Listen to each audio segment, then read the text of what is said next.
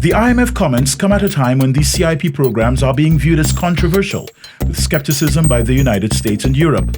Prime Minister of St. Lucia, Alan Chastanet, welcomes the IMF comments.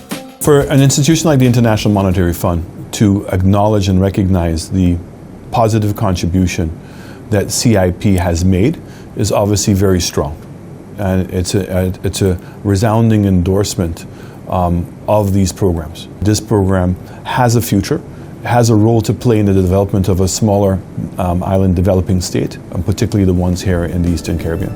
The importance of the CIP to the islands cannot be understated. For instance, CIP in St. Kitts and Dominica have contributed in excess of 50% of these countries' GDP. So we've come here to talk about Bruno Lecuyer, CEO of the Investment Migration Council, the worldwide association of investor migration professionals, says his organization welcomes the IMF's recognition of the positive impact of CIP programs on our small states. I'm delighted that investment migration as an innovative source of debt-free capital has been recognized by the IMF. The liquidity injection to Caribbean economies creates significant societal and sovereign value.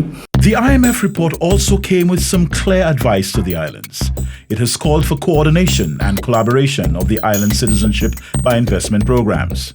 The governor of the Eastern Caribbean Central Bank, Timothy Antoine, has also weighed in on the issue of collaboration and harmonization. He is of the view that the countries must come together to agree on pricing that reflect the precious and exclusive value of our CBI programs and reciprocity on denied applications, among others. Prime Minister Chastanet of St. Lucia agrees with the ECCB governor's call for harmonization. This harmonization and common due diligence. It means if somebody is rejected in St. Lucia, they should not be accepted in one of the other Eastern Caribbean islands. I've been a proponent to the fact that I think that maybe the CIP program should be run out of the OECS Secretariat, and that this become a citizenship program for the OECS, because the benefits that people get are for the OECS. A key player in this harmonization is the Citizenship by Investment Program Association, CIPA. As a grouping of CEOs of this program, we are fully supportive of the move towards harmonization, and we are willing to work with the OECS Commission as well as the Central Bank to ensure that this does happen.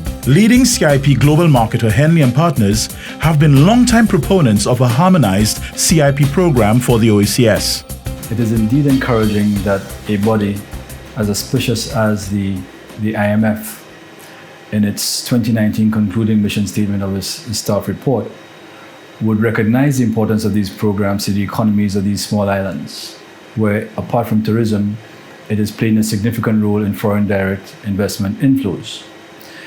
That encouragement comes with a bit of advice, though, that we continue to work on improving the transparency and governance of those programs, given their importance to these economies. And in that regard, the role of the East Caribbean Central Bank and signaling its intent to be more involved in these programs has good stead for the future. There is an air of optimism among leaders of the islands, their CIP bodies and global marketers like Henley and Partners, derived from the IMF statements. But they are also aware of the sobering advice from the ECCB and IMF to ensure that the programs are unified and well run to ensure their sustainability and viability.